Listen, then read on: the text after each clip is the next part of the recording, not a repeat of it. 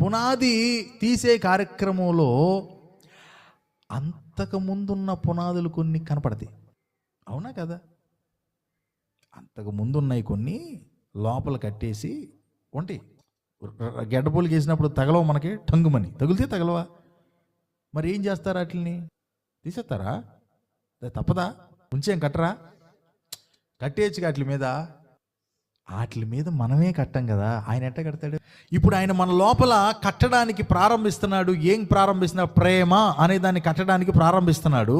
ప్రేమ అనే కట్టడానికి ప్రారంభిస్తూ ఆయన పునాది తీస్తూ ఉండగా ద్వేషం అనే పునాది ఒకటి కనపడుతుంది లోపల, కోపం అనే పునాది ఒకటి కనపడుతుంది లోపల, క్రోధం అనే పునాది ఒకటి కనపడుతుంది లోపల.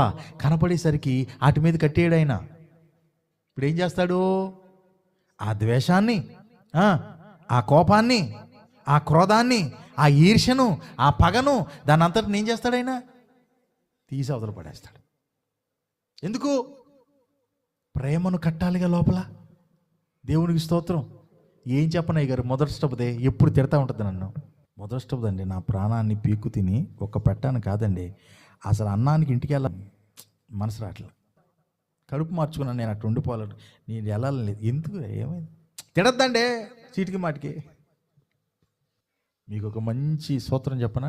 ఒకటే సూత్రం, అయ్యా మా ఆవిడ్ని మీ ఆత్మతో నింపయ్యా అని పారించి. ఎందుకు? ఆయన కట్టే క్రమంలో ప్రేమను కట్టడానికి వచ్చినప్పుడు ఇప్పుడు ఏం తీసేస్తాడు? కోపాన్ని తీసేస్తాడు. నేను తక్కువ తిన్నానా? స్త్రీ సమాజానికి ఎక్కువ సపోర్ట్ ఇక్కడ.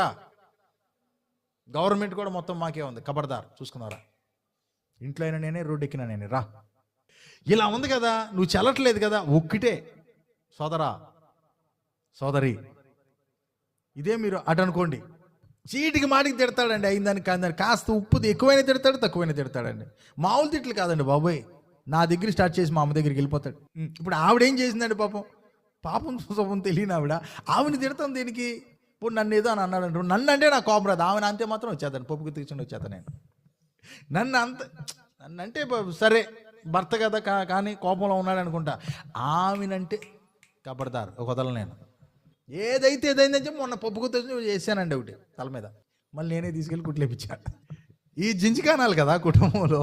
ఇప్పుడు పరిశుద్ధాత్మ దేవుడు ఏం చేస్తాడు? చాలామంది ఏమనుకుంటున్నారు చెప్పనా? శబరబా శబరబా శబరబా శబరబా అన్నంత మాత్రాన్ని ఇక వాళ్ళు పరిశుద్ధాత్మ దేవుడు ఉన్నాడు, వచ్చేసి ఉన్నాడు, నిలవ ఉన్నాడు అనుకుంటున్నారు.